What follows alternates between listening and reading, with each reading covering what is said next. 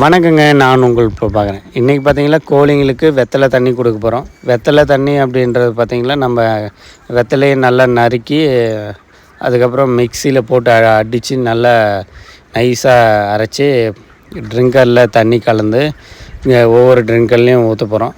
இந்த வெத்தலைனால என்ன பெனிஃபிட்டுன்னு பார்த்திங்களா, கோழிங்க ஜீரண சக்தி இன்க்ரீஸ் ஆகும். அது மட்டும் இல்லாமல் கோழிங்கள் உள்ளார இருக்கிற பார்ட்ஸு இதயம், கல்லீரல், மண்ணீரல்லாம் நல்லா வேலை செய்யும்.